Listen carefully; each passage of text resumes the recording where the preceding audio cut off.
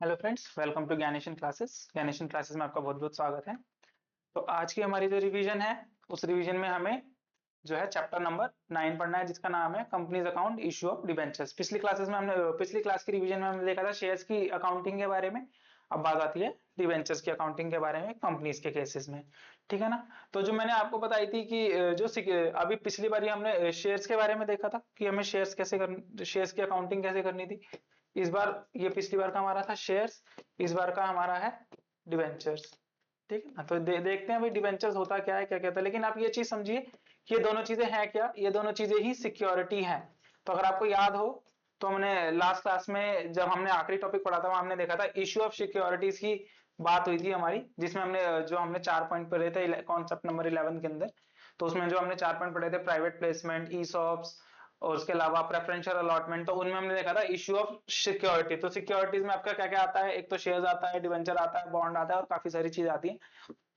ठीक है ना। तो उसमें आज एक सिक्योरिटी के बारे में तो हमने पढ़ लिया था, शेयर्स के बारे में। तो अगली सिक्योरिटी यहाँ पे क्या आती है, डिवेंचर्स, उसके बारे में हम पढ़ेंगे। तो देखते हैं हम धीरे धीरे क्या क्या चीजें हमें पढ़नी है इस चैप्टर के अंदर।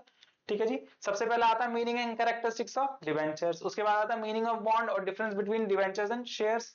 तीसरा टॉपिक हो गया। चौथा टॉपिक हो गया डिवेंचर होल्डर और शेयर होल्डर क्या होते हैं, उनके बीच का डिफरेंस। उसके बाद आता है टाइप्स ऑफ डिवेंचर। जैसे हमने टाइप्स ऑफ शेयर देखे थे, वैसे ही टाइप्स ऑफ डिवेंचर्स भी हैं। उसके बाद आता है debenture issued for cash, at par, at premium और एट डिस्काउंट। ठीक है जी। उसके बाद आता है issue of debentures for consideration other than cash. ठीक है। ये टॉपिक आप देखोगे सिमिलर सिमिलर है, वहां पे हमने देखा था पिछले चैप्टर में issue of shares for at par और एट प्रीमियम। वहां पे डिस्काउंट नहीं था। क्यों नहीं था? क्योंकि मैंने आपको बताया था कि शेयर्स को कभी भी हम डिस्काउंट पे इशू नहीं कर सकते as per the rules of acts. ठीक है ना। उसके बाद आता है हमारे पास कंसिडरेशन अदर देन कैश। इसके लिए भी हमने वहां पे टॉपिक पढ़ा था issue of share other than cash. Same topic है, बस वहां पे डिवेंचर इक्विटी शेयर की तरह हम क्या यूज करते हैं, डिवेंचर यूज करते हैं इक्विटी की जगह हम। तो वहां पे अदर देन कैश पॉइंट आ गया हमारा। उसके बाद आता है हमारे पास issue of debenture as a collateral. ये क्या होता है, ये थोड़ा सा नया टॉपिक है, हम देखेंगे। उसके बाद आता है various cases of issue of debenture from the point of view of redemption. Redemption के पॉइंट ऑफ व्यू से क्या क्या केसेस हैं वो हम चेक करेंगे। उसके बाद आता है accounting treatment for interest on debentures. Debenture है तो उसके ऊपर क्या इंटरेस्ट लगता है, वो भी बात हम चेक करेंगे। उसके बाद है राइटिंग ऑफ द डिस्काउंट्स और losses on issue of debenture. यानी कि ये डिस्काउंट, यानी कि अगर हम कम पैसों में अपने ज्यादा डिवेंचर दे देंगे तो वहां पे लॉस होगा, तो उसका ट्रीटमेंट कैसे करना है। और लॉस क्या होगा, लॉस यहाँ पे रिडम्पशन के टाइम पे भी लॉस होगा, इश्यू साथ में रिडम्पशन भी होगा कि अगर हम जब उसको रिडीम करेंगे, हमने यहाँ पे देखा ना रिडीम का टॉपिक हम पढ़ना है ये वाला। तो इसके बेसिस पे रिडम्पशन के केसेस में अगर लॉस होता है तो वो देखेंगे, रिडम्पशन क्या होता है वो भी देखेंगे। ठीक है जी। आगे बढ़ते हैं। तो सबसे पहला पॉइंट हमने क्या देखा था भाई, meaning of characteristic of debenture. देखते हैं होता क्या है, मीनिंग के बारे में पढ़ते हैं। According to the section 2 clause 30 subsection 30।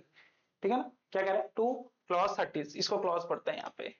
तो यहाँ पे क्या कह रहा है, of the companies act debenture includes debenture stocks, bonds और any other instrument of the company evidencing a debt. Evidencing a debt यानी कि कंपनी के लिए क्या है, ये डेट है एक तरीके से डिवेंचर। ठीक है ना। डिवेंचर बोला किसका हो गया, डिवेंचर स्टॉक्स को, बॉन्ड को और एनी अदर इंस्ट्रूमेंट जो कि कंपनी के लिए डेट की तरह काम करे, उसको क्या बोलते हैं, debenture. Whether constituting a charge on the company's assets or not. अब charge on the company's assets का क्या मतलब है कि हम, जैसे मैंने बोला कि वो किसकी तरह काम कर रहा है, डेट की तरह। डेट मतलब लोन की तरह काम कर रहे हैं, है ना। तो कह रहा है whether constituted a charge on company's assets or not. अब इस लाइन का क्या मतलब हुआ, वेदर कॉन्स्टिट्यूशन। अच्छा, चार्ज मतलब कि जब आप लोन, आपको एक सिंपल टर्म समझनी चाहिए कि जैसे हम कहते हैं कि भाई हम बैंक से लोन लेते हैं, तो बैंक क्या कहता है कि भाई आप हमें कोई सिक्योरिटी दो कि अगर आप लोन नहीं चुका पाए तो आपकी ये सिक्योरिटी को बेच के हम अपना लोन नहीं कवर करें। तो वो लोन लेने के लिए जो सिक्योरिटी दी गई वो क्या होती है, उसको चार्ज बोल, उस सिक्योरिटी को चार्ज बोला जाता है। जैसे सपोज करो अगर आप 10 लाख का लोन लेते हो बैंक से अपने काम के लिए, और आपने बिल्डिंग जो है वो दे दिया, आपने बिल्डिंग जो उसके अगेंस्ट में रख दी, तो जो बिल्डिंग है, तो बिल्डिंग के ऊपर लोन का क्या क्रिएट हो गया, चार्ज क्रिएट हो गया। कि मतलब पहला हक, अगर लोन नहीं रिपे हुआ तो इस बिल्डिंग को बेचकर आपके पैसे रिकवर हो जाएंगे बैंक के। तो उस बिल्डिंग को के ऊपर क्या क्रिएट किया गया, चार्ज क्रिएट किया गया लोन के लिए। ऐसे ये भी कह रहा है कि एविडेंसिंग अ डेट, जो भी इंस्ट्रूमेंट जो डेट की तरह काम करेगा, वो उसके ऊपर कंपनी का या तो चार्ज हो भी सकता है या फिर नहीं भी हो सकता। मतलब कंपनी के उस एसेट्स के ऊपर चार्ज हो भी सकता है। जैसे सपोज करो कंपनी ने 10 लाख रुपए के डिवेंचर इशू करे, यहाँ पे सेम केस लेता हूँ।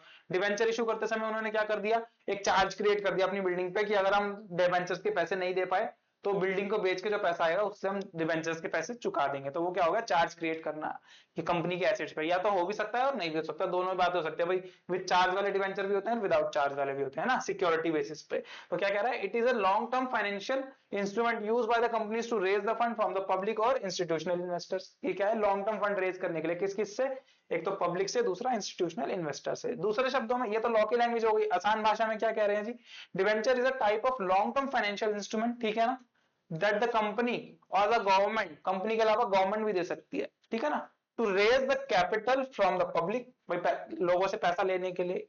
It is a debt security that acknowledges a loan taken by the issuer from the investors, promising to repay the principal amount along with the interest।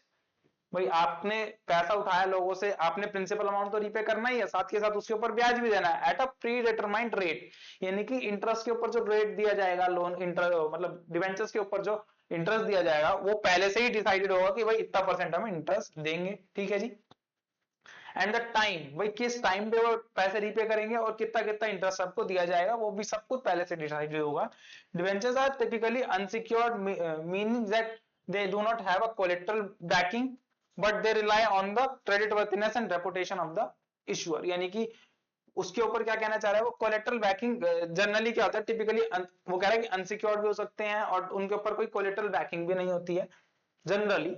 उसके बाद क्या कह रहा है, but they rely on the credit worthiness of the reputation of the borrower, मतलब जिसने loan लिया है उसकी क्रेडिट वर्थिनेस के ऊपर। यानी कि अगर मैं कंपनीज की बात करूं कि भाई कंपनीज ने जो है 10,000 रुपए के डिवेंचर इशू करके पैसा रेज किया, तो क्या कंपनी की, क्या उस कंपनी की जिसने डिवेंचर इशू किया, क्या उसकी क्रेडिट वर्थिनेस, क्या उसकी क्षमता, क्रेडिट वर्थिनेस मतलब क्या उसकी क्षमता उतनी है कि वो रीपे कर पाए लोन को, ठीक है ना। तो ये सारे पॉइंट्स हैं, आगे पढ़ते हैं हम।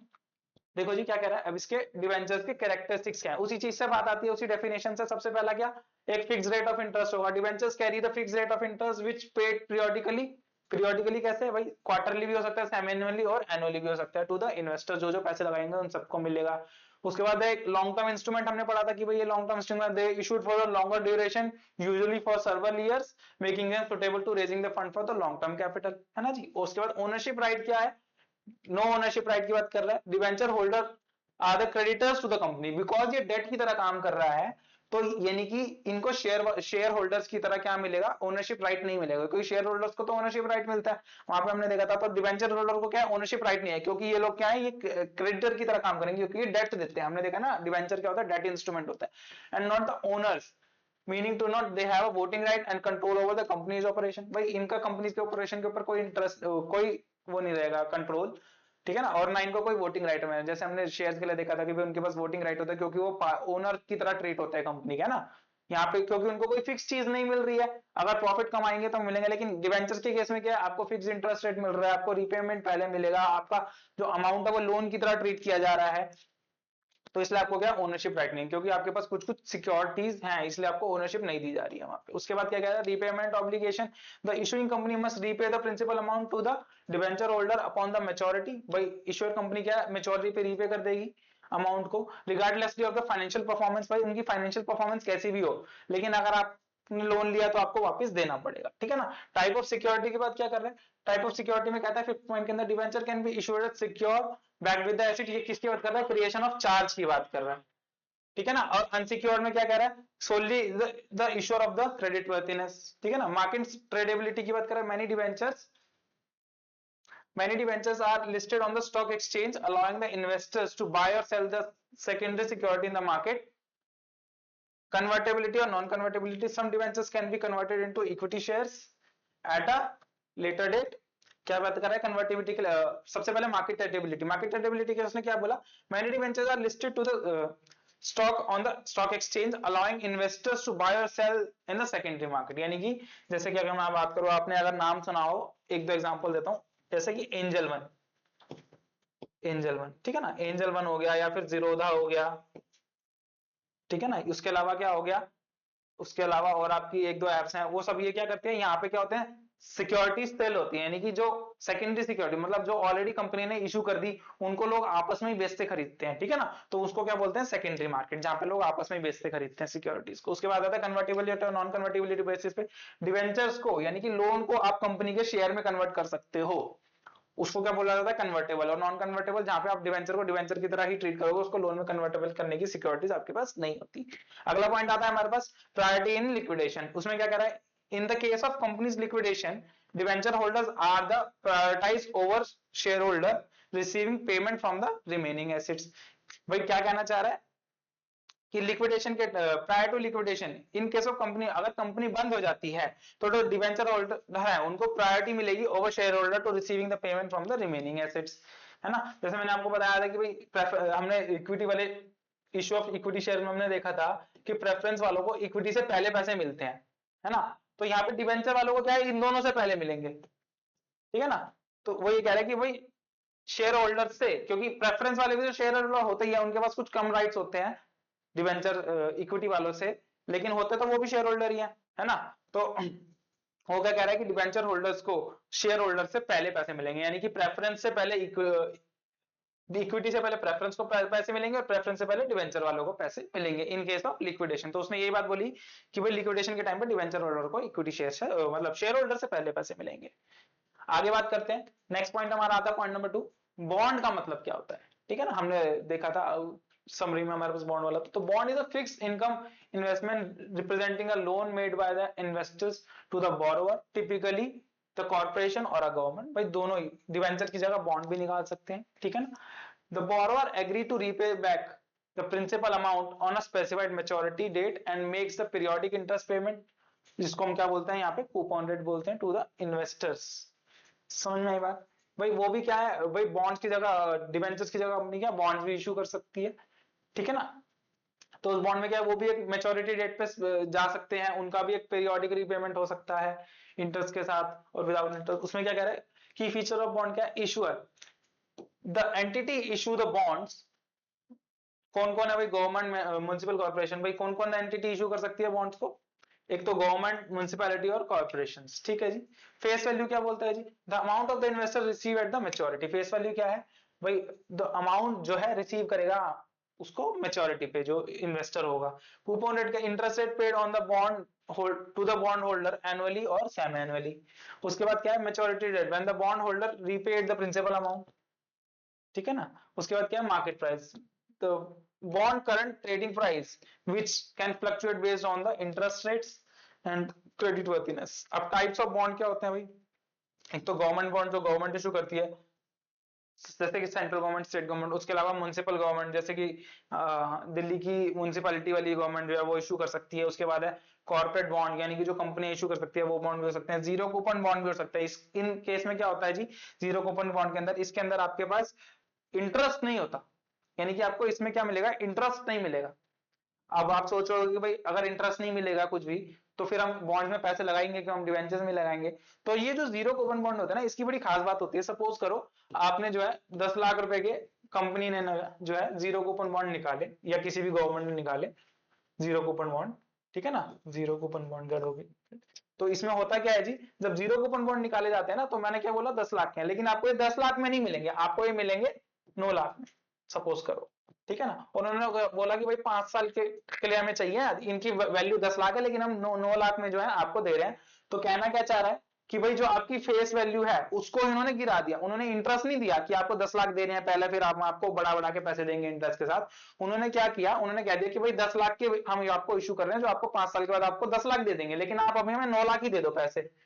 तो यानी कि उन्होंने बॉन्ड की वैल्यू को ही कम कर दिया, जिसमें आपको बढ़ा हुआ अमाउंट मिलेगा तो विद इंटरेस्ट अमाउंट आ जाएगा, यानी कि जो इसमें 1 लाख का डिफरेंस है वो आपकी 5 साल की इनकम काउंट हो जाएगी। इसका मतलब भाई आपने 5 साल इन्वेस्ट किया तो आपके 9 लाख रुपए 10 लाख रुपए हो गए, इस तरीके से। तो वो क्या होता है, जीरो कूपन बॉन्ड, यानी कि वहां पे इंटरेस्ट रेट आपका जीरो होता है, लेकिन आपकी जो इशू होती है वो आपकी फेस वैल्यू से कम पे होती है। समझ में आ गई बात। अगला पॉइंट आता है हमारे पास कन्वर्टेबिलिटी बॉन्ड, यानी कि जो कन्वर्ट हो सकते हैं इक्विटी शेयर्स के अंदर, उसकी बात कर रहा है, जो जो आपके कन्वर्ट हो सकते हैं इक्विटी शेयर्स के अंदर, ठीक है जी। ये वो आ गए। आगे बढ़ते हैं। आगे हमारा जो पॉइंट है वो क्या है, डिफरेंस बिटवीन द डिवेंचर्स और शेयर्स। भाई हमने देखा था पिछले चैप्टर में शेयर्स, इस चैप्टर में डिवेंचर्स। तो ये क्या है, ये देखते हैं डिफरेंस। मीनिंग के बेसिस पे ये डेट इंस्ट्रूमेंट है issued by the company to borrow from fund from the public. और इसमें क्या है, यूनिट ओनरशिप मिलती है यूनिट्स बेसिस पे, यानी कि अगर मैं मानो बोलूं कि आपने 10 लाख शेयर इशू करे, तो 10 लाख में से अगर आपने 100 यूनिट्स खरीदी हुई है या मैंने 100 यूनिट्स खरीदी, तो मैं उस 100 यूनिट्स का क्या हो गया, ओनर हो, तो मैं यूनिट वाइज ओनर बन जाता हूँ, representing the stake holder in the company. Holder, इसको डिवेंचर होल्डर बोला जाता है जो क्रेडिटर होते हैं, और इसको शेयर होल्डर जो कि ओनर होता है। इसको लोन बोरोइंग तरह का ट्रीट करेंगे, और ये क्या होता है, ओनरशिप कैपिटल होती है। इसमें रिस्क कम होता है क्योंकि इसमें रीपेमेंट पहले से डिसाइडेड होता है, और आपको इंटरेस्ट रेट भी मिलता है। यहाँ पे हाई रिस्क होता है क्योंकि बिजनेस का लॉस भी इनका होता है। वहां पे तो लॉस हुआ तो उससे कोई मतलब नहीं है, क्योंकि आपको एक इंटरेस्ट रेट फिक्स दिया जा रहा है। यहाँ पे आपको कोई फिक्स इनकम नहीं होती है, क्योंकि अगर कंपनी प्रॉफिट कमाएगी तभी आपको मिलेगा, अदरवाइज नहीं मिलेगा, है ना। तो यहाँ पे फिक्स इंटरेस्ट रेट पीरियोडिकली होता है, यहाँ पे डिविडेंड मिलता है, वो भी depend upon the profits of the company. यहाँ पे वोटिंग राइट्स नहीं होते, शेयर होल्डर्स के पास वोटिंग राइट्स होते हैं। डिबेंचर्स में आपको अनसिक्योर्ड सिक्योर होते हैं डिबेंचर्स, और शेयर क्या होता है, नॉट सिक्योर्ड शेयर्स। शेयर्स की वैल्यू जो है वो depending upon the market situation होती है। और यहाँ पे सिक्योर्ड अनसिक्योर्ड कैसे हो सकते हैं भाई, एसेट्स पे आपका चार्ज क्रिएट है या नहीं है उसके बेसिस, है ना। अगर चार्ज क्रिएटेड है तो वो सिक्योर्ड, अगर चार्ज क्रिएटेड नहीं है तो वो अनसिक्योर्ड वाले हो सकते हैं। वहां पे थोड़ा सा आपको फर्क पड़ जाता है कि भाई अगर कंपनी लॉस में गई तो किस चीज को बेच के आपका पहले पैसा दिया जाएगा, वो थोड़ा सा फर्क पड़ता है। रीपेमेंट के बाद इसका पीरियड फिक्स होता है, इसमें कोई रीपेमेंट होती ही नहीं है। ये आपको पैसे जब भी मिलेंगे, या तो आप सेकेंडरी मार्केट में, जैसे हमने देखा था कि भाई हम एंजल वन में अगर हमने अकाउंट खोल रखा है डीमेट वाला, तो वहां पे हम बेच के अपने बाहर निकल सकते हैं, या फिर कंपनी जब बंद होती है उस केस में आपको अगर प्रॉफिट मिलता है, वहां पे भी हम अपना सोल्ड आउट कर सकते हैं। वहां पे आपका पैसा रीपेमेंट होगा इन केस ऑफ प्रॉफिट। उसके बाद आता है convertibility. Some debentures can be converted into shares, ठीक है, क्योंकि कन्वर्टेबल हो सकते हैं, और ये तो ऑलरेडी शेयर्स होते हैं, तो शेयर्स को किसी और चीज में कन्वर्ट नहीं कर सकते, डिवेंचर्स में भी कन्वर्ट नहीं कर सकते उसको, ठीक है ना। हमारा कन्वर्टेबिलिटी का स्टेज हमेशा जो है हायर रिस्क पे जाएगा, लोअर रिस्क पे कभी नहीं आएगा। यानी कि इक्विटी वालों को हम ना तो प्रेफरेंस में ना डिवेंचर में कन्वर्ट कर सकते, लेकिन डिवेंचर और प्रेफरेंस वालों को इक्विटी में कन्वर्ट किया जा सकता है। आगे बढ़ते हैं जी। आगे हमारे पास difference between the debenture holder and share, वहीं से शेयर्स और डिवेंचर से निकल के आता है वो भी। इसमें क्या करता है, पर्सन लैंड करता है मनी, और यहाँ पे ओनरशिप लेता है। ये क्रेडिटर के लाएंगे, ये ओनर्स के लाएंगे, ये डेट और लोन होता है, ये इक्विटी इन्वेस्टमेंट होता है, सारे पॉइंट सेम है। यहाँ पे उनको फिक्स रेट ऑफ इंटरेस्ट मिलेगा, यहाँ पे डिविडेंड मिलेगा depending upon the profits of the company. यहाँ पे वोटिंग राइट्स नहीं होता है, यहाँ पे वोटिंग राइट्स आपको मिलेंगे। यहाँ पे लो रिस्क होता है क्योंकि आपका रीपेमेंट और इंटरेस्ट पहले से ही डिसाइडेड होता है, यहाँ पे रिस्क ज्यादा रहेगा as compare to debenture holders. Repayment principal आपको पता होता है कि प्रिंसिपल अमाउंट मिलेगा, यहाँ पे नहीं मिलेगा जब तक आपने स्टॉक मार्केट में शेयर सेल नहीं करते। उसके बाद आता है may be secured by the company assets, मैंने आपको बताया कि भाई चार्ज क्रिएट कर रखा है, तो ये क्या सिक्योर्ड, यहाँ पे कोई सिक्योरिटी होती नहीं। उसके बाद कन्वर्टेबिलिटी वाला पॉइंट भी आपका सेम है कि डिवेंचर होल्डर शेयर होल्डर में तो कन्वर्ट हो सकते हैं, लेकिन शेयर होल्डर डिवेंचर होल्डर में कन्वर्ट नहीं हो सकते। आगे जाते हैं, टाइप्स ऑफ डिवेंचर्स की बात करते हैं। तो क्या classified into different categories based on the convertibility, security, tenure और रिडम्पशन, ठीक है ना। भाई तीन चार तरीके से अलग अलग बेसिस पे उन्होंने क्या किया, टाइप्स ऑफ डिवेंचर बताया। अगर कन्वर्टेबिलिटी के बेसिस पे बात करें तो जो कन्वर्ट हो सकते हैं, यानी कि जिनको आप इक्विटी शेयर्स में कन्वर्ट कर सकते हो after a specified period of time, company के स्टॉक्स में, कंपनी स्टॉक्स में, कंपनी शेयर यहाँ पे होगा ना इक्विटी शेयर्स में, या प्रेफरेंस में भी हो सकते हैं, सपोज करो भाई इक्विटी में ना करके आप प्रेफरेंस में भी कर सकते हो, है ना। तो उसके बाद आता है, ये आ गया कन्वर्टेबल, ये आ गया नॉन कन्वर्टेबल, ठीक है ना। उसके बाद आता है सिक्योरिटी बेसिस पे जिन एसेट्स पे चार्ज क्रिएटेड है, जैसे कि कोलेटरल और रिड्यूसिंग रिस्क, ठीक है ना। उसके बाद अनसिक्योर्ड वाले डिवेंचर भी हो सकते हैं जिनके जिनके ऊपर कोई एसिड बैक नहीं कर रखा, जैसे मैंने आपको अभी बिल्डिंग का एग्जांपल दिया था कि भाई बिल्डिंग रीपेमेंट, तो अगर तो वो सिक्योर्ड वाले होंगे यानी कि चार्ज क्रिएशन होगा उस पे, तो वो सिक्योर्ड वाले हो गए, और जिन पे चार्ज क्रिएशन नहीं हुआ यानी कि कोई एसिड से बैक नहीं कर रहे थे वो अनसिक्योर्ड वाले हो गए। नेक्स्ट आता है टेन्योर बेसिस पे, वे रिडीमेबल है या नहीं रिडीमेबल। रिडीमेबल मतलब आपको पैसे वापस मिलेंगे, यानी कि डिवेंचर में भी इस तरीके के डिवेंचर हो सकते हैं जिसमें आपको एक फिक्स मेच्योरिटी पे पैसे वापस मिल जाएंगे, तो वो क्या कहलाएंगे, रीपेमेंट वाले डिवेंचर्स कहलाएंगे, रिडीमेबल डिवेंचर्स। उसके बाद आता है इरिडीमेबल यानी कि परपेचुअल, यानी कि जिसका पैसा आपको फिक्स नहीं है कि कब मिलेगा, नो फिक्स मेच्योरिटी, यानी कि उसकी रीपेमेंट की डेट फिक्स नहीं होती। इस तरीके के भी डिवेंचर्स होते हैं कि कंपनी कहते हैं चलो डिवेंचर इशू कर रहे हैं, लेकिन हम ये वाला कहेंगे कि भाई कोई हमारी कंडीशन नहीं है कि हम आपको कब पैसा देंगे रीपेमेंट का, उसको इक्विटी की तरह रखा जाता है थोड़ा सा, कि वो उसके पेमेंट जो है रीपेमेंट उसकी फिक्स नहीं होती प्रिंसिपल अमाउंट, है ना। उसके बाद आता है मोड ऑफ रिडम्पशन, क्या आएंगे, रजिस्ट्रेशन वाला, ये आपका सॉरी रजिस्ट्रेशन के बेसिस पे है। तो रजिस्टर्ड और बियरर डिवेंचर, रजिस्टर्ड मतलब जिसका नाम स्पेसिफाइड हो कि भाई ये अमाउंट ऑफ हमने इससे लिया हुआ है, यानी कि अगर कोई डॉक्यूमेंट सपोज करो डिवेंचर को, हमने देखा था एक डेट इंस्ट्रूमेंट होता है, ये इंस्ट्रूमेंट के ऊपर सारी चीजें रखी हुई है, किसके नाम पे है और कितने डिवेंचर्स हैं, क्या क्या सारी डिटेल लिखी हुई है, तो वो क्या होगा आपका रजिस्टर्ड डिवेंचर होगा, यानी कि उसकी आइडेंटिफिकेशन हो सकती है वो पर्टिकुलरली किसका। एक होता है बियरर डिवेंचर, एक नॉर्मल डिवेंचर बना देते हैं और उसको हम क्या करते हैं कि भाई उस पर लिख देते हैं भाई इतने इतने इतने डिवेंचर्स हैं, इतने अमाउंट है और इतने रुपए का है और इतने टाइम के बाद आपको देना है, लेकिन उस पर ओनर का नाम नहीं लिखा, ओनर के बारे में कोई चीज नहीं, तो यानी कि वो बियरर वाला हो जाता है, यानी कि जिसके पास भी वो डिवेंचर का कार्ड होगा, डॉक्यूमेंट होगा उसको क्या मान लिया जाएगा, डिवेंचर होल्डर मान लिया जाएगा। तो उस केस में उसको क्या बोलते हैं, बियरर डिवेंचर। रजिस्ट्रेशन के बेसिस पे ये तो रिडम्पशन टेन्योर हो गया। उसके बाद आता है आपका पास रजिस्ट्रेशन, ये आपका कोलेटरल क्या वाला है, उसके बाद है नेक्स्ट आपका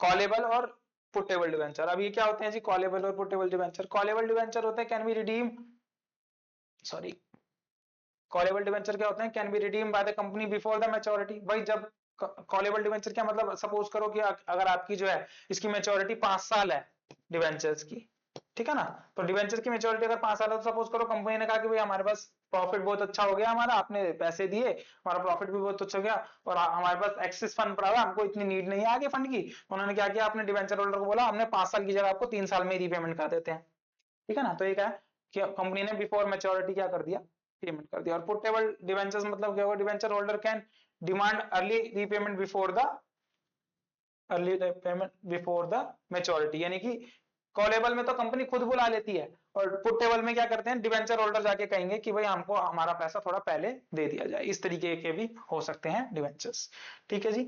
आगे बात करें, अगला पॉइंट जो हमारा आता है उसके बाद है, इसके अंदर की पॉइंट्स क्या क्या है आप कुछ देख लीजिए थोड़ा सा इसकी समरी।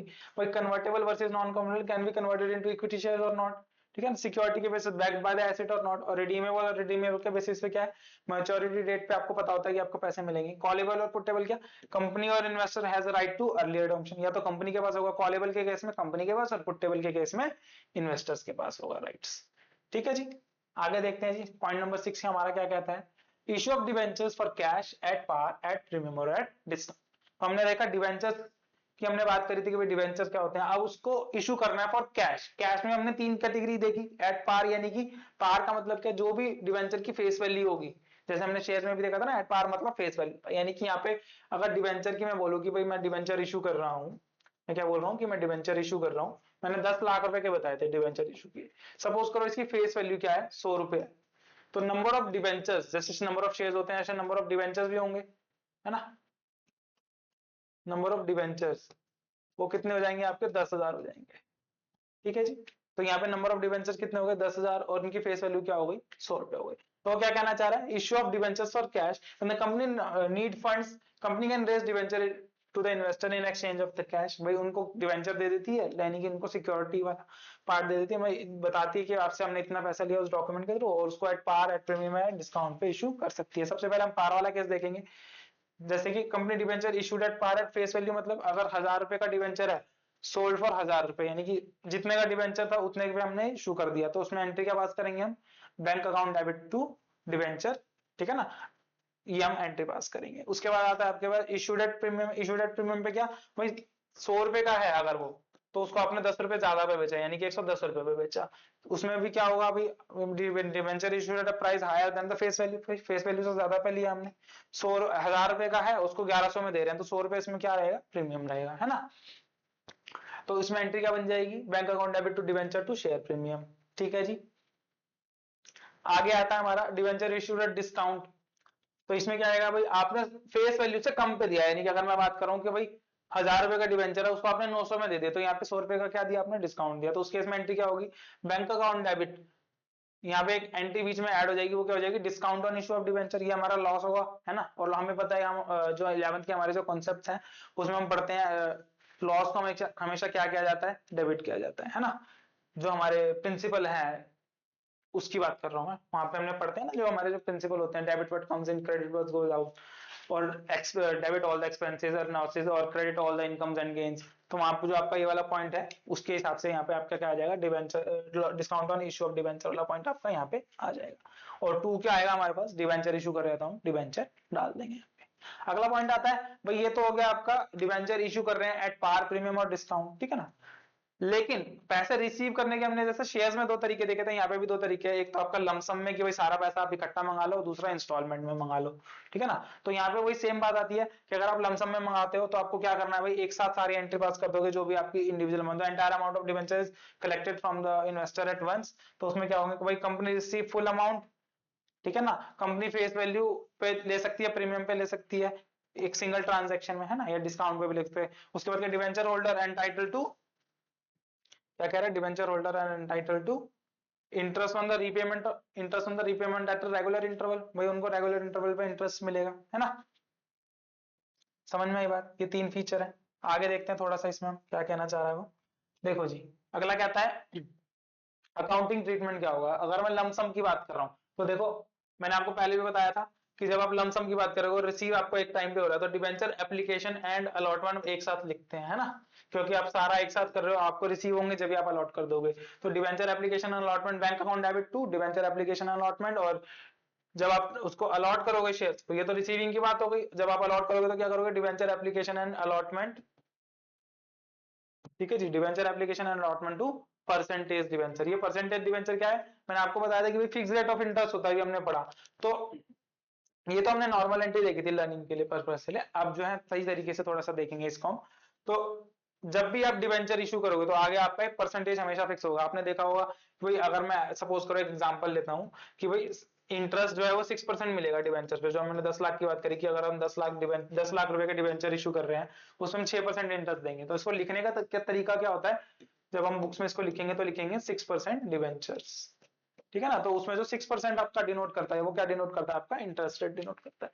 तो यहाँ पे हम क्या लिखेंगे, परसेंटेज डिबेंचर लिखेंगे अलॉटमेंट के टाइम पे, ठीक है ना। एग्जांपल देखते हैं, व्हेन कंपनी इशू 1000 रुपीज के debenture 100 rupees each at par, collect the full amount. तो हम क्या लिखेंगे भाई, 1 लाख रुपए आ गए, 1000 डिबेंचर 100 रुपए के हिसाब से 1 लाख रुपए आ गए हमारे पास, 1 लाख। तो हम इसमें क्या लिखेंगे, bank account debit to debenture application and allotment, ठीक है ना। यहाँ पे हम एप्लीकेशन एंड अलॉटमेंट लिखेंगे, एप्लीकेशन एंड अलॉटमेंट, ये पहली एंट्री के हिसाब से। और दूसरी एंट्री के हिसाब से क्या लिखेंगे, डिबेंचर एप्लीकेशन, ये पहली एंट्री होगी। उसके बाद क्या लिखेंगे, debenture application and allotment to percentage debenture, है ना। परसेंटेज डिबेंचर लिखेंगे, उसमें हम क्या लिखेंगे, 1 लाख रुपए, ठीक है ना। तो ये पहली एंट्री हो रही है, दूसरी एंट्री।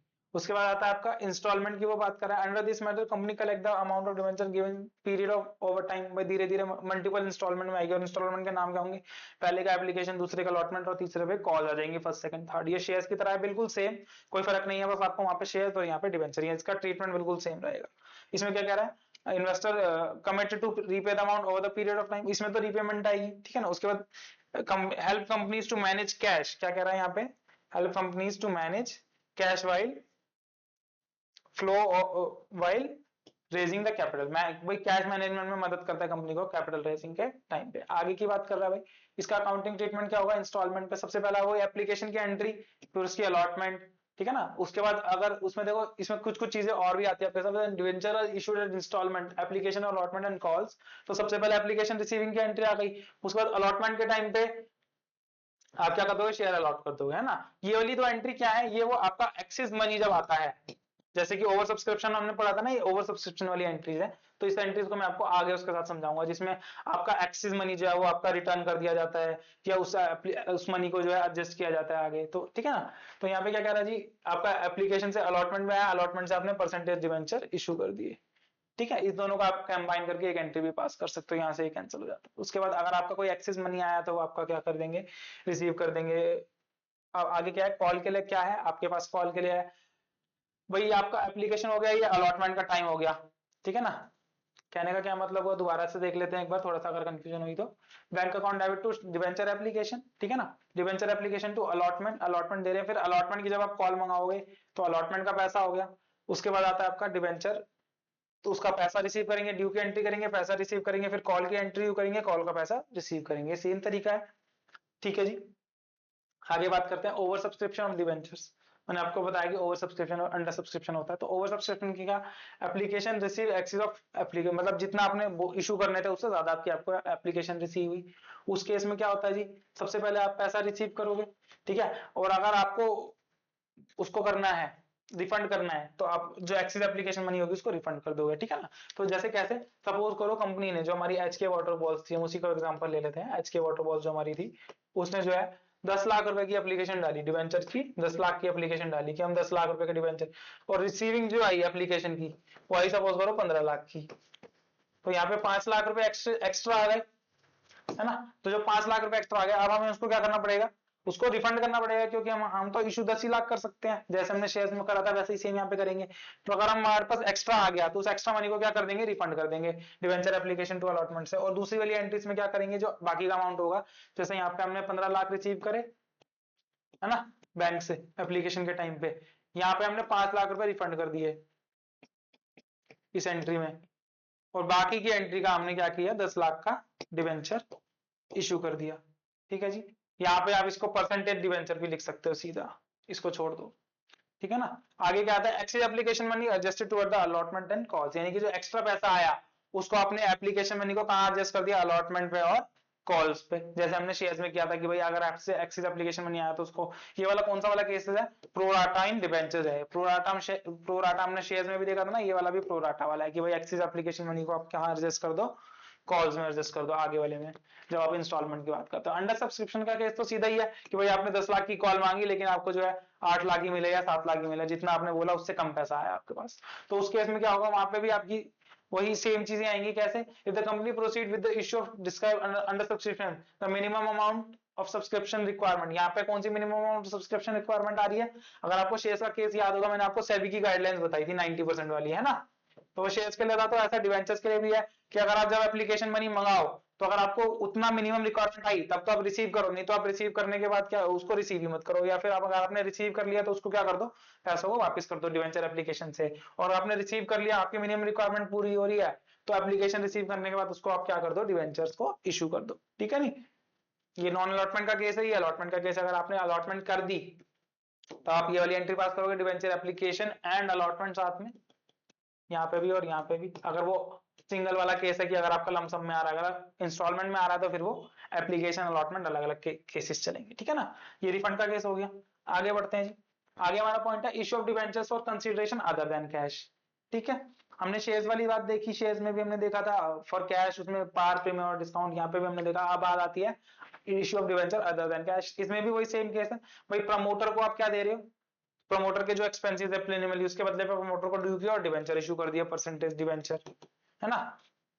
एग्जांपल में जैसे 2 लाख रुपए देने थे, उसको 2 लाख की जगह हमने क्या दे दिए, 2 लाख के डिवेंचर्स दे दिए, लोन की तरह ट्रीट कर लिया उसके अमाउंट को। आगे बढ़ते हैं, अंडरराइटर्स को भाई कमीशन की जगह हमने उनको क्या इशू कर दिया, डिवेंचर इशू कर दिया। वही सेम केस है, परसेंटेज डिवेंचर इशू कर दिया, भाई अंडरराइटर कमीशन टू अंडरराइटर्स और अंडरराइटर्स टू डिवेंचर्स परसेंटेज वाले। इसकी भी वही एंट्री, भाई 1 लाख रुपए की अगर आपकी अमाउंट बन रही थी कमीशन की, तो उसकी जगह हमने क्या दे दिया, आपको 1 लाख के डिवेंचर्स दे दिए। उसके अलावा वेंडर, अगर आप कोई एसेट परचेज कर रहे हो तो उस एसेट के बदले में कैश देने की जगह आपने क्या इशू कर दिया, डिवेंचर इशू कर दिए। पहले तो vendor to asset to vendor, vendor to debenture, अगली एंट्री, पहली एंट्री हो गई आपकी और ये दूसरी एंट्री हो गई। ठीक है जी, आगे बढ़ते हैं। देखो इसके लिए आपको एक एग्जांपल भी दिया है, हमने मशीनरी खरीदी और मशीनरी के बदले में डिवेंचर दे दिए। तो जब आप मशीनरी खरीद लोगे तो उसके बदले में आपको क्या देने पड़ेंगे, डिवेंचर देने पड़ेंगे। यहाँ पे एक कंबाइन एंट्री डाली हुई है दोनों की। ठीक है ना, बिजनेस परचेज वही सेम केस, भाई आपको एसेट परचेज करना, बिजनेस परचेज के लिए आपकी नॉर्मल एंट्री क्या होगी, जिसमें आपने एसेट परचेज किया। सपोज करो भाई आपने जो है, एग्जांपल लेते हैं यहाँ पे अलग से थोड़ा सा, एसिड जो थे आपने, एच के वाटर बॉल्स लेते हैं एग्जांपल के, हम एच के वाटर बॉल्स, उसने जो है एक कंपनी को खरीदा, बीके, सपोज करो बीके वाटर बॉल्स को उसने एक्वायर करना था, तो उसने क्या किया जी, इसके एसिड्स जो थे बीके वाटर बॉल्स के वो 10 लाख के थे, लायबिलिटीज जो थी इसकी 5 लाख की थी। ठीक है, और एच के वाटर बॉल्स ने 8 लाख रुपए इसको क्या देने थे, 8 लाख रुपए देने थे सपोज करो। तो भाई आप देखो एसिड परचेज करोगे तो आप क्या लिखोगे, बी एच के वाटर बॉल्स थी, उसमें एसिड लिखोगे 10 लाख के, है ना, लायबिलिटीज लिखोगे 5 लाख की। उसके अलावा जो आप इसको ड्यू करोगे एच के वाटर बॉल्स को, उसको क्या लिखोगे, 8 लाख। तो डिफरेंस कितना आएगा, यहाँ पे आपका डिफरेंस आएगा आपका 3 का। तो यहाँ पे 3 लाख लिखोगे गुडविल, क्योंकि आपका क्या है, एसिड कम है, मतलब नेट एसेट आपका कम है और आप कंसीडरेशन ज्यादा दे रहे हो, तो यहाँ पे 3 लाख की आप क्या लिखोगे, गुडविल लिखोगे, है ना।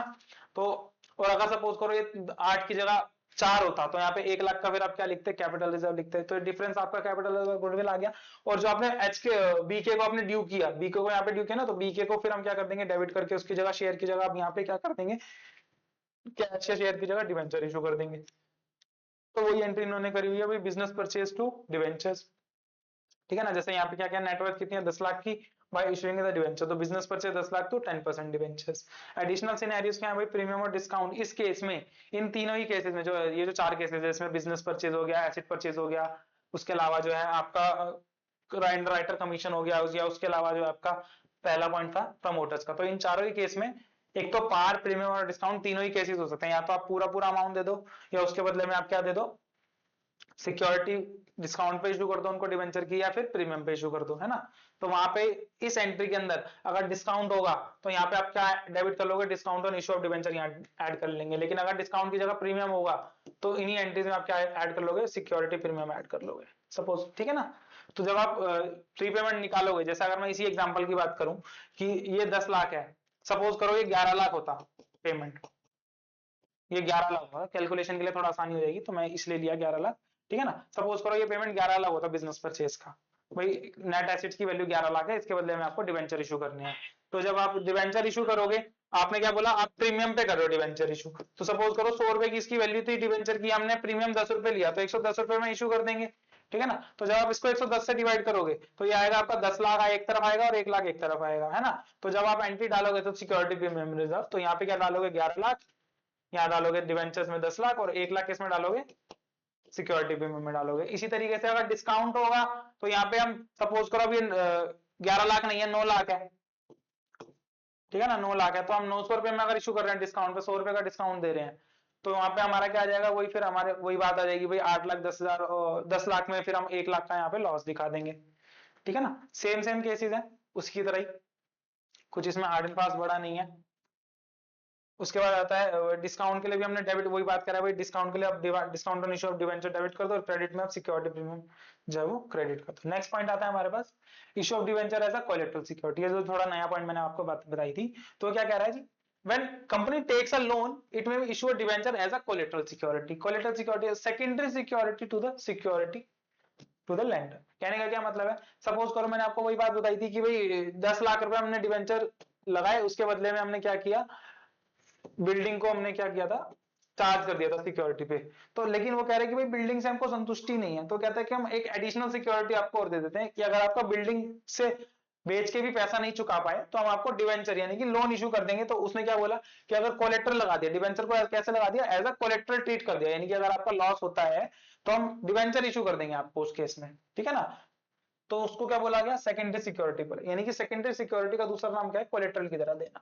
तो यहाँ पे क्या कह रहा है, these debentures are not immediately payable unless the company default in the loan. ये डिवेंचर इशू कब होंगे, जब कंपनी डिफॉल्ट करेगी, यानी कि जो इसकी जितनी भी हमने पीछे एंट्री देखी थी डिवेंचर्स की इशू के टाइम की, वो इशू होंगे कब, जब कंपनी डिफॉल्ट करेगी। जब कोलेट्रल की तरह ट्रीट किया जाएगा जब एंट्री नहीं होगी, जब डिफॉल्ट कर देगी लोन में तब ट्रीट होगी, ठीक है ना। तो इन क्या कह रहा है, नो जनरल एंट्री, ठीक है ना, ओनली द एंट्री मेमो, यानी कि आपको रिकॉर्ड दिखाया जाएगा कोई general entry. In the most cases no accounting entry will be pass when the debenture issued as a collateral security, instead a note is made to the financial statement. भाई financial statement में एक note दिया जाएगा, जैसे कि suppose करो कि मैं बात कर रहा हूं, जैसे कि यहाँ पे मेमो एंट्री में क्या लिखा हुआ है, debenture worth of x rupees has been issued as a collateral security against the loan of y।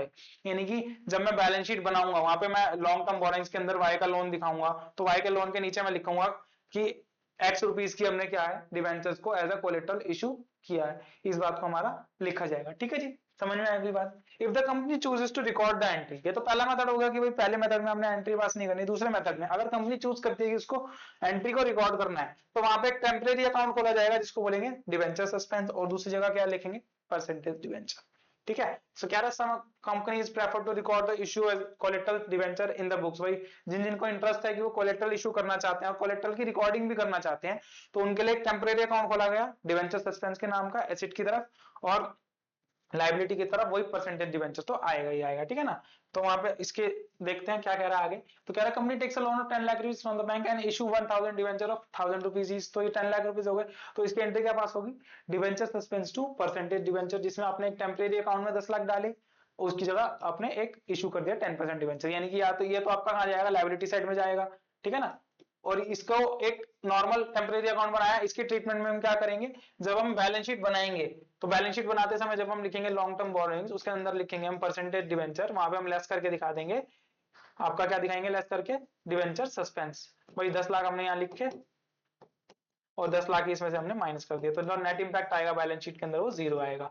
तो सिर्फ ये आपका क्या है, एक ट्रीटमेंट का तरीका है, इसका इंपैक्ट कुछ पड़ता नहीं है, बस आपको बैलेंस शीट के नोट्स में आपको इस तरीके की चीज दिख जाएगी जो कंपनी रिकॉर्ड करना चाहती है। If the loan is repaid, भाई आप तीसरी क्लास के आ गई इसके अंदर की भाई final loan amount is fully repaid, अगर फुल्ली रीपेड हो जाएगा किस केस में भाई, क्योंकि नो एंट्री वाली जो हमारा पहला पॉइंट था उस केस में तो हमने कोई एंट्री नहीं इशू करी थी, तो वो तो सिर्फ नोट था, तो नोट हट जाएगा अगर फुल्ली रीपे हो गया। लेकिन दूसरे केस में जब आपने एंट्री पास कर दी बुक्स के अंदर, तो अगर आप लोन पूरा रीपे कर देते हो उस एंट्री को आपको क्या करना पड़ेगा, रिवर्स करना पड़ेगा कैंसिलेशन के लिए। लेकिन अगर डिफॉल्ट कर जाते हो रीपेमेंट के अंदर, तब क्या होगा, इफ द रीपेमेंट डिफॉल्ट, तो अब क्या करेंगे फिर जो लोन अकाउंट होगा, यानी कि जो वाई का लोन अकाउंट था जो हमारे एग्जांपल में था, या जो लोन अकाउंट होगा उसको डेबिट करके हम क्या करेंगे, डिवेंचर इशू कर देंगे। ठीक है ना, उसको डेबिट करके हमने क्या कर दिया, डिवेंचर इशू कर दिए। उसके बाद क्या होगा, अगला पॉइंट आएगा हमारा।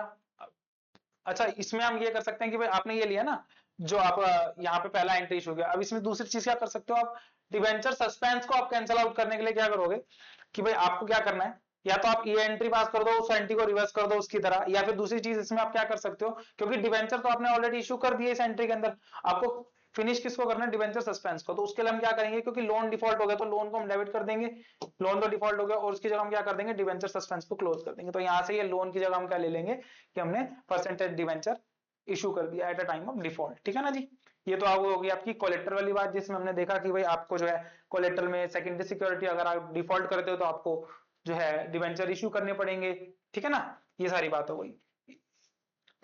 दोनों केसेस हमने देखे जिसमें आपको पहले केस में आपको एंट्री नहीं पास करनी थी, ये पहले केस का भी हो सकता है, दूसरे केस ये वाली एंट्री आप डायरेक्ट पहले केस में पास कर सकते हो। और दूसरे केस में आप कैसे पास करोगे कि आपको डिवेंचर सस्पेंस को आप डेबिट कर दो, सॉरी लोन को आप डेबिट कर दो, और टू डिवेंचर सस्पेंस को आप क्रेडिट कर दो। ये वाला जो आपका था, ये वाला सेकेंडरी केस में था ना। ठीक है, आगे बढ़ते हैं। अगला पॉइंट है हमारे पास various cases of issue of debenture from the point of view of redemption. अब रिडम्पशन के पॉइंट ऑफ व्यू से कुछ कुछ केसेस क्या हो सकते हैं भाई, डिवेंचर इशू के टाइम पे भी आपका क्या हो सकता है भाई, पार हो सकता है, प्रीमियम हो सकता है, डिस्काउंट हो सकता है, हमने ये बात देखी ना। तो अब रिडम्पशन के बाद, रिडम्पशन सबसे पहले तो समझते हैं होता क्या, debentures can be issued at different values at par, premium or discount, ये हमने अभी अभी पढ़ा। And redemption at different value, redeem भी डिफरेंट, रिडीम का क्या मतलब है जी, रीपेमेंट, जो हमने रीपेमेंट की बात करी, तो यानी कि रिडीम भी डिफरेंट वैल्यू पे हो सकता है, या तो पार पे रिडीम हो सकता है या फिर प्रीमियम पे। अच्छा, यहाँ पे डिस्काउंट क्यों नहीं है, डिस्काउंट इसलिए नहीं है क्योंकि आप सोचो, सपोज करो मैं वही बात करूं कि अगर आपने 10 लाख रुपए के डिवेंचर में इन्वेस्ट किया किसी कंपनी के, कंपनी कहे कि भाई आपको 10 साल के 5 साल के बाद हम आपको रिडीम करेंगे सिर्फ 9 लाख रुपए, तो कोई लगाएगा इसमें पैसे, कोई लगाएगा ही नहीं। कहेंगे आप एक तो 10 लाख रुपए हमसे ले रहे हो, आप इंटरेस्ट दोगे वो ठीक है, लेकिन आप हमको 9 लाख रुपए दोगे बाद में, तो इस तरीके के डिवेंचर होते ही नहीं है। इसीलिए तो इसलिए वो कह है कि रीपेमेंट में आपको डिस्काउंट कभी नहीं दिखेगा, डिस्काउंट आपको किस में दिखेगा, सिर्फ इशू के टाइम पे दिखेगा कि भाई कम पैसे मिल देके हमें ज्यादा पैसे मिल रहे हैं ना, आप ज्यादा पैसे देके कम पैसे कभी तो लोगे नहीं। तो इसलिए या तो आपको 10 लाख या 10 लाख ही वापस मिलेंगे वापस में, या फिर हो सकता है कंपनी कहते 10 की जगह हम 1 लाख 11 लाख दे देंगे आपको। ठीक है, तो ये क्या हो गया, एट अ प्रीमियम, यानी कि रिडम्पशन के टाइम पे भी प्रीमियम। तो इसके हिसाब से हमारे पास 3 इशू के टाइम पे कॉम्बिनेशन है, पार, प्रीमियम और डिस्काउंट, और 2 हमारे पास रिडम्पशन के टाइम पे कॉम्बिनेशन है। तो आप देखो कि तो इसके टोटल 6 केसेस बनते हैं। 6 केसेस क्या कैसे बनते हैं भाई, हम पार पे इशू करके या तो पार पे रिडीम कर ले, या फिर हम प्रीमियम पे रिडीम कर ले। ठीक है ना, इसी तरीके से प्रीमियम पे इशू करके आप पार पे रिडीम कर लो, या फिर प्रीमियम पे रिडीम कर लो, या फिर डिस्काउंट पे इशू करके आप पार पे रिडीम कर लो या प्रीमियम पे रिडीम कर लो, है ना। तो हमारे पास 6 केसेस बन गए। तो सबसे पहला केस क्या बना हमारे पास, इशू एट पार और रिडीम एट पार।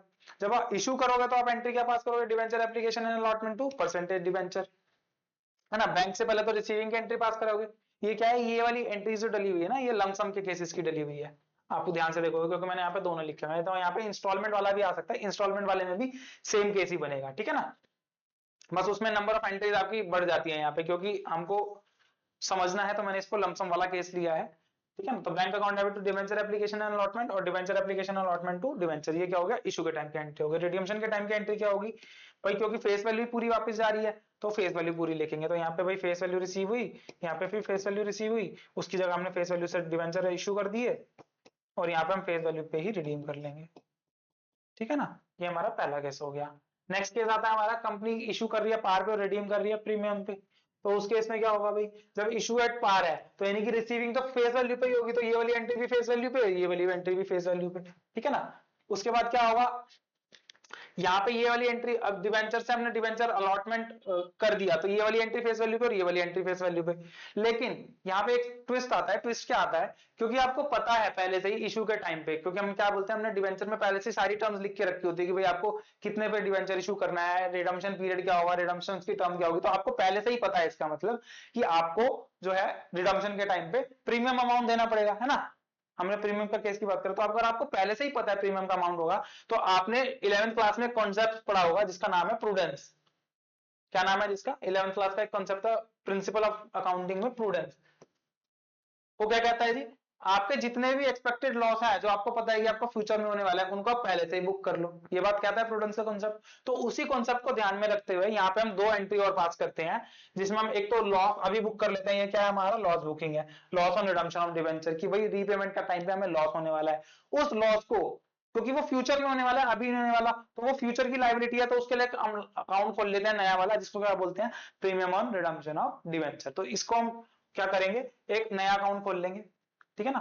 तो और ये इसका करेंगे क्या ट्रीटमेंट वो भी मैं आपको बताऊंगा। तो यहाँ पे हमारी जो एंट्री बनती है रिडम्पशन ऑफ प्रीमियम पे वो क्या बनती है? डिवेंचर एप्लीकेशन से एक तो अलॉटमेंट कर दो आप परसेंटेज डिवेंचर की, उसके साथ साथ एक आप एडिशनल अमाउंट ऑफ लॉस भी बुक कर लो जिसको आप क्या करोगे? ट्रीट करोगे, ठीक है ना। तो इसका और इसका करना क्या है वो मैं आपको बताऊंगा अभी।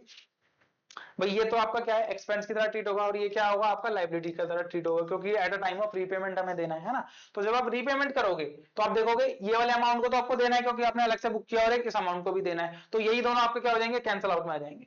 Percentage debenture account debit to premium debit हो जाएगा, उसके बाद premium redemption of debenture debit हो जाएगा, टू आपका क्या हो जाएगा?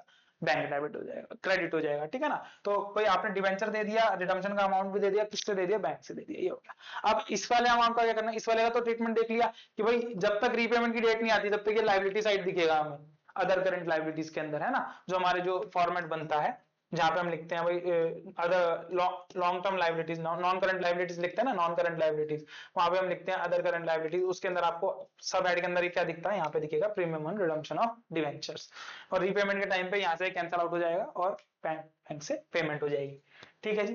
आगे बात करते हैं। नेक्स्ट पॉइंट हमारा तीसरा पॉइंट क्या है? अच्छा इसका ये रह गया, सॉरी, ये वाला जो केस था हमारा, इसमें इस वाले अमाउंट का क्या करना है? ये जो आपका ये क्या है, मैंने आपको क्या बताया, ये लॉस की तरह ट्रीट हो रहा है ना, कि भाई आपको इनिशियल लॉस हो रहा है। तो ये लॉस का करना क्या है? इस लॉस की एंट्री कैसे होगी? इस लॉस को आप क्या करोगे? जितने सपोज करो डिवेंचर आपका 5 साल का है, तो इस लॉस को आप 5 साल में क्या कर दोगे? प्रॉफिट एंड लॉस अकाउंट में अमोर्टाइज कर दोगे, ठीक है। समझ में आती है बात?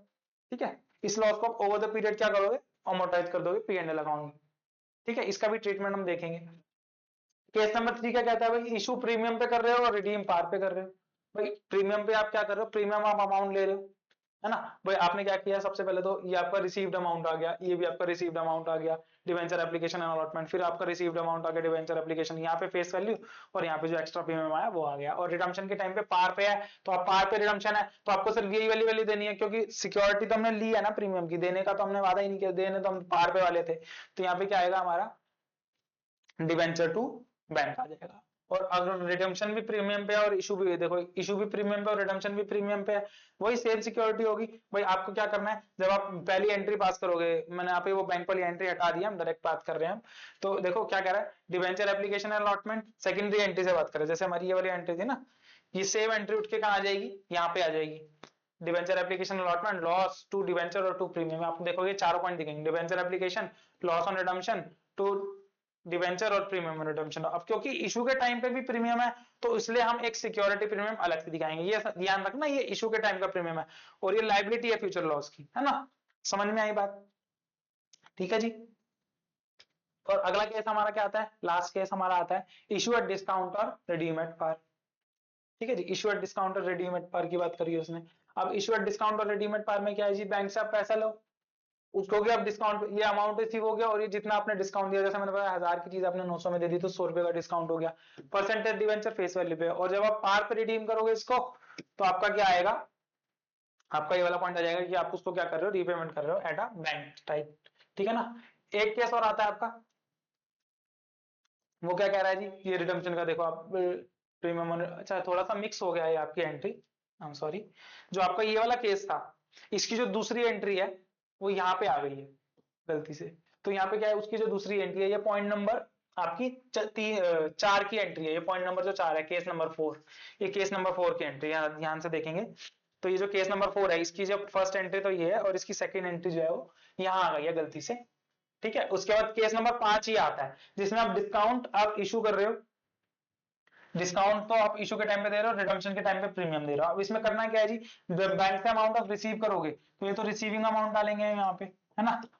और दूसरी एंट्री में क्या करेंगे? डिवेंचर एप्लीकेशन एंड अलॉटमेंट, ठीक है। और यहाँ पे हमने देखा था हमें डिस्काउंट डालना पड़ेगा, तो यहाँ पे हमने क्या डाला, डिस्काउंट डाला कि भाई डिस्काउंट हमने, ये आपका रिसीव वैल्यू हो गई, ये आपने जो डिस्काउंट दिया वो हो गया, उसके बाद यहाँ पे क्या आ गया, परसेंटेज डिवेंचर, ये फेस वैल्यू होगा। लेकिन रिडम्पशन हम प्रीमियम पे कर रहे हैं, तो प्रूडेंस की कंसेप्ट की वजह से हम क्या करेंगे, loss on issue of debenture और टू सिक्योरिटी प्रीमियम, मतलब प्रीमियम रिडम्पशन ऑफ डिवेंचर को आपको क्या करना पड़ेगा, लायबिलिटी क्रिएट करनी पड़ेगी। और रिडम्पशन के टाइम पे क्या करोगे, परसेंटेज डिवेंचर, ये वाली एंट्री और ये वाली एंट्री को क्या कर दोगे, रिवर्स करके आप बैंक से पेमेंट कर दोगे। ये 5वां पॉइंट है। और छठा पॉइंट आपका ये वाला है, थोड़ी सी ट्विस्ट हो गई है शीट। तो यहाँ पे इसमें क्या कर रहे हैं हम, यहाँ पे हम डिस्काउंट पे तो इशू कर रहे हैं, ठीक है, और पार पे हम क्या कर रहे हैं, रिडीम कर रहे हैं। तो यहाँ पे सिर्फ, यहाँ पे फिर वो लॉस वाला अमाउंट नहीं आएगा, premium on redemption of debenture, वो सब नहीं आएंगे यहाँ पे फिर नॉर्मल एंट्री चलेगी। होप करता हूँ आपको बात समझ में आ गई होगी। स्लाइड थोड़ी सी ऊपर नीचे हो गई है। आगे बात करते हैं पॉइंट नंबर 10 के लिए। पॉइंट नंबर 10 में क्या कह रहा है जी हमको, पॉइंट नंबर 10 में कह रहा है accounting treatment for interest on debentures. अब क्या बात है, हमने डिवेंचर्स के बारे में सारी चीजें देख ली, डिवेंचर्स होते क्या है, बॉन्ड्स क्या होते हैं, उन पे इंटरेस्ट रेट चार्ज होता है, डिवेंचर होल्डर के बारे में हमने देखा, difference between debenture holder and share holder के बारे में देखा। रिडम्पशन के हमने 6 टाइप देखे, जिसमें हमने पढ़ा कि भाई डिवेंचर इशू तो पार, प्रीमियम और डिस्काउंट पे हो सकता है, लेकिन रिडीम किस पे हो सकता है, या तो पार पे या प्रीमियम पे रिडीम हो सकता है। उसकी हमने एंट्री देखी, जहां पे हमने loss on issue of debenture, loss on issue of debenture हमने डिस्काउंट के केस में देखा, या फिर loss on redemption of debenture और प्रीमियम रिडम्पशन ऑफ डिवेंचर की जो डेबिट और क्रेडिट की एंट्री थी वो हमने रिडम्पशन एट प्रीमियम के टाइम पे देखी, है ना। ये सब हो गया। अब उसके बाद आता है हमारा नेक्स्ट इंटरेस्ट। भाई आपने अकाउंटिंग ट्रीटमेंट तो देख लिया, लेकिन उसमें जो हम इंटरेस्ट की बात कर रहे थे उसकी अकाउंटिंग कैसे होगी।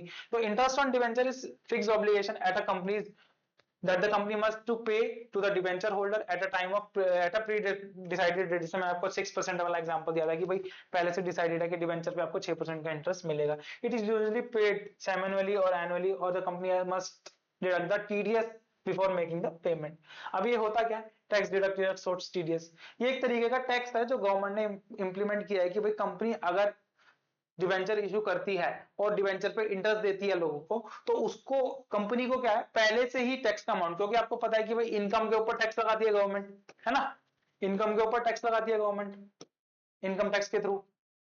तो वहां पे क्या होता है, क्योंकि इन्वेस्टर के लिए, इन्वेस्टर जो इशू कर रहा है डिवेंचर में इन्वेस्ट कर रहा है इन्वेस्टर, उसके लिए इंटरेस्ट क्या है, इनकम है, ठीक है ना। तो गवर्नमेंट ने क्या बोला, गवर्नमेंट ने बोला कि भाई हम इंडिविजुअल पर्सन से इंटरेस्ट का टैक्स लेंगे, इससे बढ़िया जब आप उनको इंटरेस्ट दो, जब आप अपने डिवेंचर होल्डर्स को इंटरेस्ट दो, तो आप क्या करो, वहां पर पहले से ही टैक्स काट लो थोड़ा सा। तो उस थोड़े से टैक्स को काटने को क्या बोला जाता है, टीडीएस बोला जाता है, टैक्स डिडक्टेड एट सोर्स। यानी कि सोर्स जहां से आ रहा है उनको ही कह दिया सोर्स। यहाँ पे सोर्स क्या है, कंपनी है, कि भाई कंपनी अगर पैसा दे रही है तो कंपनी को ही बोल दो आप टैक्स काट के हमें डायरेक्ट जमा करा दो, ठीक है ना। तो वो चीज हो गई, तो इसलिए उन्होंने क्या बोला कि आप पहले से ही टीडीएस काट लो, ठीक है ना। अब क्या कह रहा है, व्हेन उसमें अब एंट्री क्या होगी, एंट्री सबसे पहले होगी general entry for interest on debenture, क्या है, व्हेन इंटरेस्ट बिकम ड्यू, जब इंटरेस्ट ड्यू हो, तो ड्यू के टाइम पे क्या करेंगे भाई, डिवेंचर, क्योंकि कंपनी के लिए एक्सपेंसेस है तो कंपनी क्या करेगी, इंटरेस्ट को डेबिट करेगी। तो डिवेंचर इंटरेस्ट को डेबिट किया, जितना अमाउंट होगा उससे आपसे, जैसे कि अगर मैं बात करूं 6% डिवेंचर 10 लाख वाले थे, तो यहाँ पे क्या आएगा, 60,000 आ जाएगा, है ना। उस पे क्या कह रहे हैं, टीडीएस काट लो। तो टीडीएस का जितना अमाउंट या जो भी परसेंटेज होगी, क्योंकि आपके देखो कि भाई डिवेंचर होल्डर को तो टैक्स काट के पैसा मिलेगा, है ना। तो इंटरेस्ट को तो खर्चा तो हमें पूरा बुक कर लिया जितना हमारा 60,000 का था। अब सपोज करो भाई 10% बोला, कि गवर्नमेंट ने बोला कि 10% इंटरेस्ट का 10% आप टैक्स की तरह काट लो, तो टीडीएस में कितना काटोगे आप, 6,000 रुपए काटोगे, ठीक है ना। और डिवेंचर होल्डर को कितने दोगे, बैलेंस पैसे दोगे 54,000 रुपए।